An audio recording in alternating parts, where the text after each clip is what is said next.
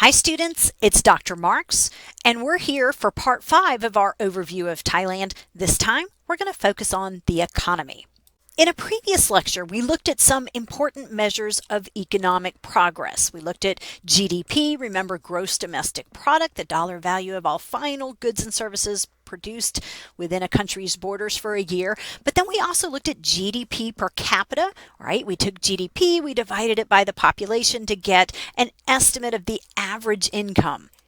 In this unit, we're going to look further at the country's economy, and we're going to take a look at factors for economic growth.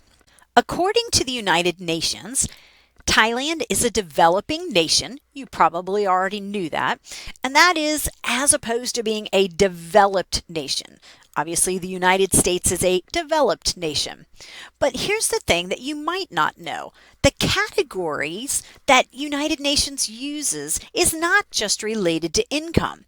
Because if you look at their categories, Singapore is also on this list, the list of developing nations. But what do we know about Singapore? It's a very high income country. So they don't simply sort by income, but income is indeed a part of it. If you look at the 2021 data and their classifications, Thailand's categorized not only as a developing country, but as an upper middle income country. An upper middle income country. It shares this distinction with Malaysia. Remember, neighboring Malaysia, one country to the south of Thailand. And Singapore, as you would imagine, is a high income country. So both Thailand and Singapore are developing countries, but as I said, Singapore is a rich country, richest in Southeast Asia. So all three, Thailand, Malaysia, and Singapore, are considered developing countries by the United Nations. Now, if we look at Thailand's neighbors, we see that Thailand's neighbors are on the list of lower middle income countries. That would be Cambodia, Indonesia, Laos, Myanmar, Philippines, and Vietnam. Don't worry, I've got this all organized in a chart so we can see it a little bit more clearly.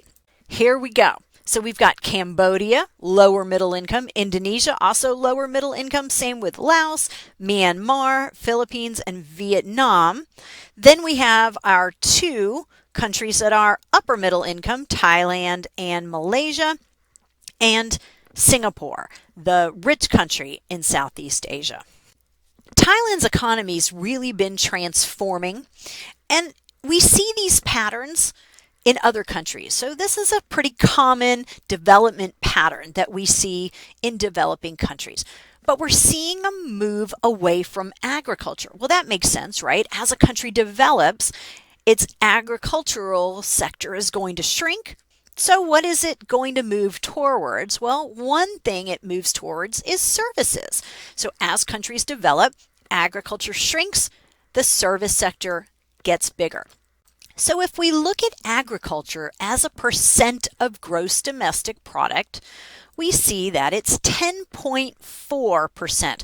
Now, that was in 2015, but just 2 years later, 8.2%. And the most recent data I can find as I'm recording this in 2023, 6% in 2022. So take a look at that, guys. That's a pretty short period of time. It was little over 1/10, and now it's only 6% just 7 years later. We often look at things as a percent of gross domestic product. So if we take the whole gross domestic product, we're simply asking what portion is coming from agriculture. So we're seeing a traditional, typical development pattern. As countries get richer, as they start to develop more, agriculture generally shrinks because their economy is becoming more diversified. But even though the agricultural sector has become so small, it still employs about 1/3 of the labor force. So that's interesting to note. There's still a lot of people working in agriculture. Here's a graph of agriculture in Thailand, again, as a percent of gross domestic product. And we see this sharp decline. Now look at 1960, where this data begins. Agriculture is 36.44% of gross domestic product, right? That's more than a third of the Thai economy. So in 1960, this would have been a country that much more heavily relied on agriculture, and that has been almost in continuous decline. But there are concerns about the agricultural sector in Thailand, so those concerns are indeed plentiful. So what are the concerns about the agricultural sector? Well, first of all, we see that 40% of farming families are below the poverty line, and that's from 2020. So maybe a little more progress there, but that's really high, right? That's certainly problematic. So farming families aren't making a lot of money from their farming activities. It doesn't take them out of poverty, for a lot of them at least. There's also high levels of debt. So being a farmer in Thailand, you're taking on much more debt than maybe is healthy. If you look at the workforce, they're starting to really age. You're going to see a lot of older people working in the fields and in the farms as we're driving around Thailand. So add to that that farmers aren't the owners of their land, that they're probably leasing land. Well, that's not so incentive compatible, right? That says that these farmers haven't reached a level of status where they have incomes that allows them to buy their own land. There's also some problems with access to water. Access to water is not equitable, so there's going to be some areas where farming is probably more expensive because access to water is a little more limited.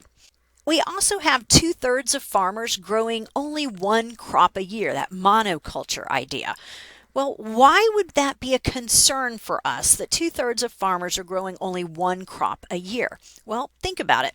If there's some kind of blight, if there's some kind of insect, if there is some kind of weather condition that your particular crop might be really sensitive to, well, you've taken on a lot of risks. So think about it kind of like when we have a stock portfolio. We try not to put all of our money into one stock because that's a more risky strategy. Monoculture means that farmers are kind of putting all of their eggs in one basket. That adds to their risk levels. Then, of course, climate change, which I know you've heard a lot about, is also increasing the risks to farmers. As I said, we're going to see a variety of farms as we travel, and you're going to see people doing things by hand. You might be watching somebody plowing with an ox. We might not see a whole lot of heavy-duty equipment, so I want you to keep your eyes open and get a sense of farming as we drive around. Hopefully we see some. But this would be a pretty typical site. Now, for this is obviously rice, and so for us to see rice paddies, we have to be in certain areas of the country, but you see what they're doing. They're doing this by hand. I've seen this exact site many, many times. Same with this. We've got people that are plowing, using animals. Occasionally you might see somebody with a very small piece of equipment, maybe the size of a tiller, but this is very, very common. Again, keep in mind that farmers aren't all medium income. We're going to see a lot of impoverished farmers, very low income in rural areas. Keep an eye out. So what are they growing in Thailand? Well, the most common crops are sugarcane. If you've never seen sugarcane, we will probably be able to find some. It's the very top picture. It kind of looks a little bit like bamboo, and this is an important source for refined sugar. So sugar generally comes from sugar cane or sugar beets. So sugar cane, we see that in that picture. But also in Asia, they tend to press the sugar cane and make a juice out of it. So if we see sugar cane juice, we'll try to get some. Then we've got cassava. So look all the way to the right, the picture that looks like kind of a potato. So this grows a little bit like a potato. It's underground. It's kind of a root vegetable, but it has a different texture. It's maybe a little bit more dense. Then, of course, rice. We know what rice looks like. Then oil palm fruit. The picture middle left is oil palm fruit. So hopefully we'll see some oil palms. So imagine a short, kind of stocky palm tree, and it's going to have these clusters of these fruits right here.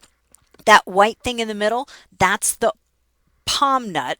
That's what gets pressed to make palm oil. So palm oil is highly lucrative, and we see a lot of palm oil being used all over Asia. Then rubber. If you look at the bottom picture, that's a rubber tree. You see the little cut in the tree. The white sap is dripping down and being collected into the bowl. We'll probably see rubber trees as we travel. And of course, corn and fruits, including tropical fruits. Rice has been an important industry in Thailand for sure.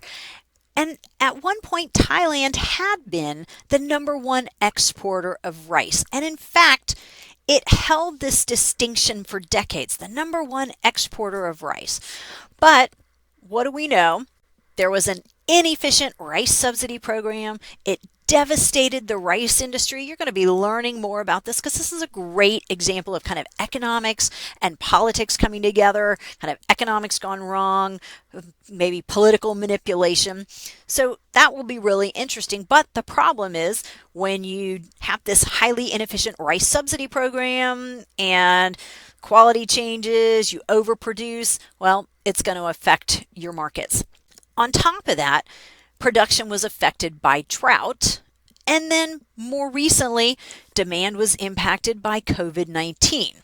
So those are things that have affected rice and their ability to export rice. But then there's one additional very important thing, and that is exchange rates worked against foreign buyers. Exchange rates worked against foreign buyers. So we'll talk a little bit more about that. But remember, when people are buying your stuff from overseas, exchange rates matter, right? Exchange rates determine how much something really costs. So if an American is trying to import rice from Thailand, the exchange rate between the baht and the dollar is going to matter because that tells us how expensive that rice really is going to be. This is production of rice, not exports of rice, so make sure you're clear about that. And we're seeing decreasing production until about year 2020, right? And then rice starts to rebound a bit. So decreasing production, little noise in between 2016, 2017, but kind of a generally decreasing trend. And now it's rebounding just a bit. This graphic shows us that 2019 data has Thailand as #6 in the production of rice. And that puts them as #3 in Southeast Asia. So they're being outproduced by Indonesia and Vietnam. So hopefully this graphic's big enough for you to read, but China #1, India #2, not surprising because they're huge countries, right? And then 3, Indonesia, also pretty big. 4, Bangladesh. 5, Vietnam. 6, Thailand. And behind them, Myanmar, #7.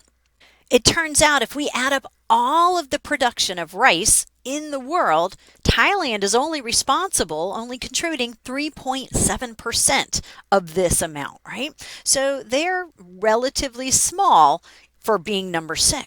If we look at 2022 data, so this is from a different source, 2022 compared to what we just saw 2019, Thailand is still #6. You see that red arrow. China, India, Bangladesh, Indonesia, Vietnam, Thailand, pretty much the same list, right? So even in 2022, Thailand is still #6, but remember, there was a rebound that we saw in the graph of production of rice. So even with this rebound that's taking place, they're still only at #6. Now, we were just talking about production of rice. Now let's talk about exports of rice, right? Just because you're a producer doesn't mean you're an exporter. You could be a big exporter even though maybe you're not producing quite as much. They don't have to literally go hand in hand. Now, Thailand wants to regain its position of being the largest exporter of rice. Remember, we said for decades they were the largest exporter of rice, but they're not now.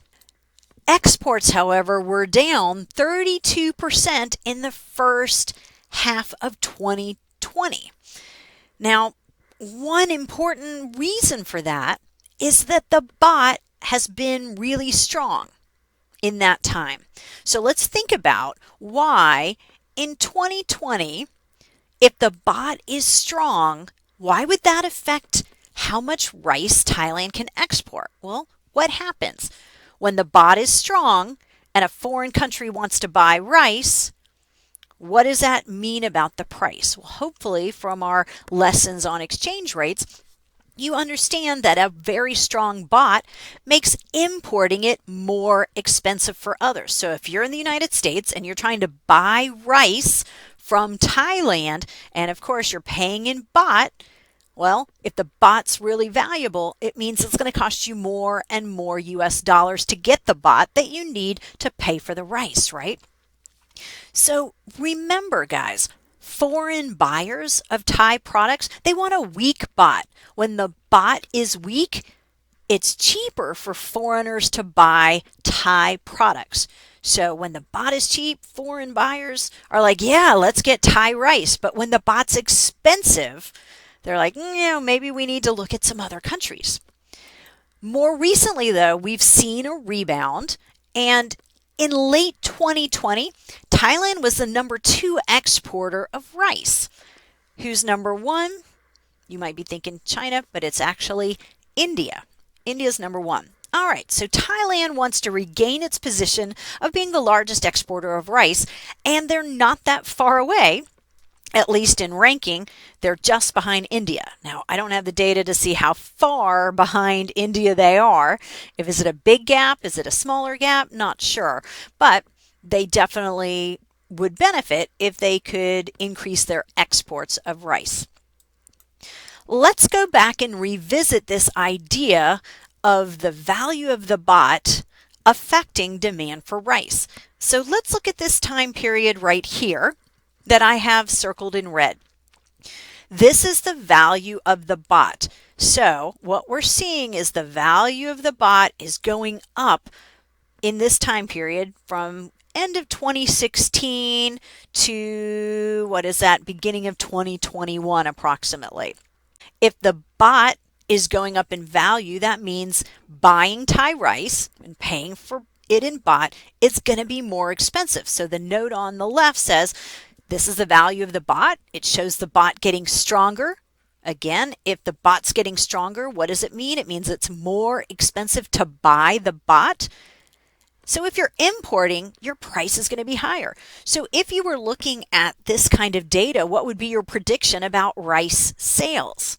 Well, rice sales to other countries, in other words, your exports, probably are going down during this period. But let's look at this period in green. So remember we talked about the rebound? Okay. Well, what's happening to the baht right here? The baht is falling in value.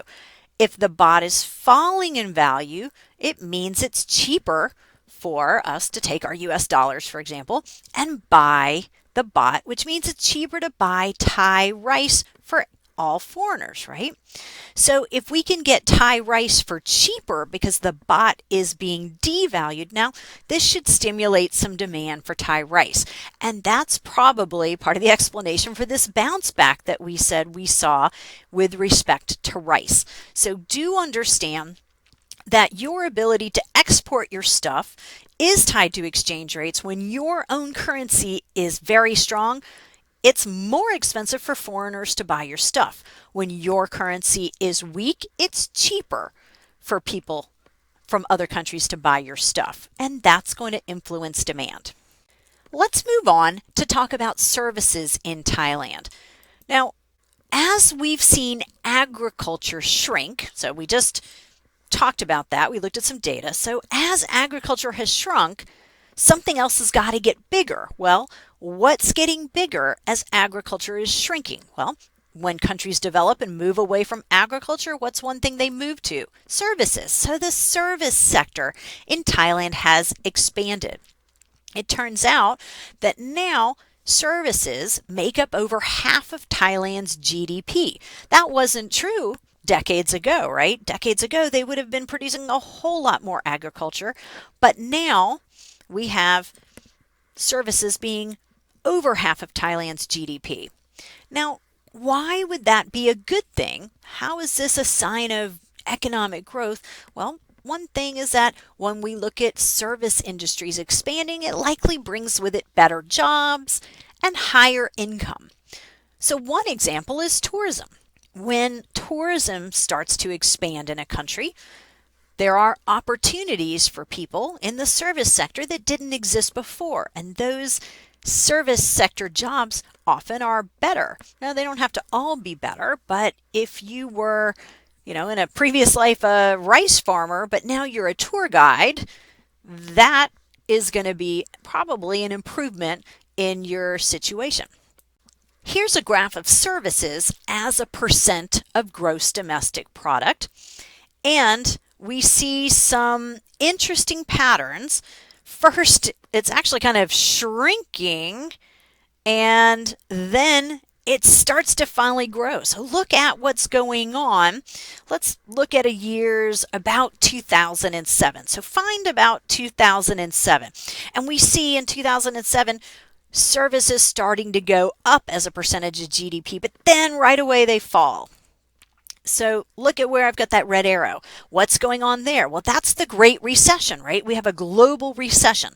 So when we have a recession, are people traveling as much? Do we need as many tour guides? Do we need as many van drivers? Probably not. So services shrink when we're in a recession. Not surprising that we see the dip down there. But then recession ends, we start to see it go up again, and it's going up pretty steep, right? Look, 2011, 2012, 2014, wow, it's really rapidly increasing. And then boom, what happens? It falls again. Why does it fall again? That's the pandemic, COVID, right? Thailand was very quick to close their borders. They didn't allow people to travel. All my Thailand study abroad programs got shut down. So all those friends of mine that were tour guides, they are selling fruit on the side of the roads. They're trying to, work in other industries where they can make a living. So post-COVID, we see it start to bounce back. Prior to COVID, tourism was 11.5% of gross domestic product. So that's 2019 data, right? I'm trying to capture what was it before the pandemic, because that really caused lots of problems. That means more than 10% of Thailand's economy is tied to tourism. That is a pretty big portion, folks. Tourism is very important to Thailand. In 2019, tourism actually peaked at 39.8 million international visitors just that year, right? Almost 40 million international visitors. But then we have the pandemic, and during the pandemic, we have severe lockdowns. It absolutely decimated this industry. So folks, think about this. You've got more than 11% of your economy tied to tourism. You now find yourself in a pandemic. You have severe lockdowns. People are not allowed in, and people aren't really allowed to travel a whole lot within Thailand. This is a huge portion of GDP that is going to just go poof. Luckily, as I've suggested, post-pandemic, 2023 data suggests that it's rebounding. And that's really important because think about all those jobs that were lost, all those people who lost their livelihood during this time. As we just said, tourism is an important part of the Thai economy. It creates desirable jobs with higher pay. But here's the thing. When tourists don't want to travel to Thailand, it affects a lot of jobs. So think about it, guys. If there is reason that tourists perceive Thailand as being unsafe or dangerous or just not a stable place to go, lots of jobs are lost. Let's see if we can list some of them. For example, you might own a tour company. Nobody needs tours now. You might be a tour guide. Now you don't have business. You might be restaurants that cater to tourists. A lot of those jobs are lost. Hotels that cater to tourists. We don't need them. Maybe you're involved in transportation, maybe taxi driving, or you're a conductor for a tour company. You're not employed. Maybe museums that mostly are visited by tourists. Again, there's other things we could come up with. But when tourists don't want to travel to Thailand because they perceive it as being a dangerous place, there's a lot of job loss. So what are some examples where tourism might have quickly shrunk? An example is from 2014. In 2014, we see violent attacks on protesters in Bangkok. There were red shirts and yellow shirts, and you're going to learn the significance of this, but these political factions are, protesting. We have attacks that start getting violent. We have some violence instigated by police. It gets really bad when there's even people who are dying. And at this time, if you're a tourist and you're thinking, okay, I really want to go somewhere on a vacation, are you going to Thailand? Probably not. You're going to say, okay, Thailand would be great, but maybe not this year. We're going to wait till all of this stuff calms down a little bit. And then, of course, COVID-19 pandemic with all the lockdowns and people aren't able to go, well, it's going to have a very big impact on the economy. So let's take a look at tourism counts. And we see, and I don't think the years quite line up quite exactly on the bottom axis, but they're close, but I think they needed to be shifted over just a tiny bit. But the first red box, we see a decline in tourism. That's those protests that are taking place over quite a long period of time. Tourism falls off a little bit. Now, it doesn't fall off a ton, but it does fall off by a good few million people, right? Look at the vertical axis, and we're counting millions of tourists. So even that small decline is a good few million tourists. Then continue on to the second red box, and you've got COVID-19 and the border closings, the lockdowns. Thailand didn't let people in, and my programs were canceled. And look what's happening with tourism counts. It's plummeting all the way down to zero, right? And now that COVID is, for the most part, over, or at least not the risk that it used to be, people are welcome again in Thailand, and that number is starting to go up. So guys, Thailand really needs to do what it can to protect its tourism industry. That means it needs to be perceived as a safe place to be. And we'll be talking a little bit more about this during our time in Thailand when we think about what's important if you want to have a successful tourism industry. Let's move on to talk about manufacturing in Thailand, because manufacturing has been on the rise in Thailand. Now remember, Thailand's economy has moved from one that was heavily agriculture, and we already saw that we moved to more services. So what's happening is that we're moving from agriculture to one that focuses more on services and manufacturing. What is it that makes Thailand successful in manufacturing?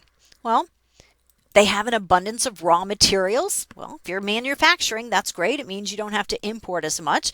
They also have low cost of labor, and we've mentioned low cost of labor, and we'll mention it in other places as well. It's a high quality labor force that's very economical. And they also have a good amount of technological innovation. So this is important. Here's our data for manufacturing as a percentage of gross domestic product. So again, what portion of GDP is coming from manufacturing? Well, we see the steady increase here. Little bit of a blip between, it looks like, 2010 and more recent times, 2022, but generally rising. What are things that we're producing in Thailand that they are able to have export strength in around the world? Well, we'll take a deeper look at this later, but looking at exports gives us some idea of where the strengths in manufacturing are, right? If you don't have a strength in it, then you're probably not exporting it. At the top of the list, we've got things like office machinery and parts. We've got cars and vehicle parts. We've got integrated circuits, delivery trucks, gold. So these are some of the comparative advantages for manufacturing in Thailand. And as I said, we'll take a deeper look at exports. The auto industry is one very important part of the manufacturing sector. Thailand has become a big producer of cars. It's actually referred to as the Detroit of Southeast Asia. And Toyota and Honda have taken advantage of the good labor force and economical cost of labor. They have a very large presence in Thailand. When Japanese producers relocated their facilities for whatever reason they wanted to leave Japan, maybe to take advantage of lower costs of labor, half of those facilities went to Thailand. So right there, boom, Thailand fairly quickly develops a thriving automobile sector. Also, there's a strong market for automobile parts produced in Thailand. So it's not just cars, it's also parts for cars. So again, could they have done this 40 years ago? Probably not. But all of the investments that they've made in their labor force, their education, is helping them be a good destination for this kind of task, manufacturing. So let's wrap it up. Thailand has seen a change in the composition of its economic activities. We've looked at graphs that show a shrinking agricultural sector and growing service sectors and manufacturing sectors, right? That brings with it better opportunities for locals. When the economy changes in this way, when the composition changes, it's going to benefit the locals. We've seen increasing average incomes, right? We've looked at GDP per capita, and we see that GDP per capita is on the rise. So it's easy for us to understand why Thailand's been considered one of the Southeast Asian success stories. We'll take a deeper dive into some of these topics in future units, but if you have any questions, please let me know. Thanks so much for listening, and I hope you have a fantastic day.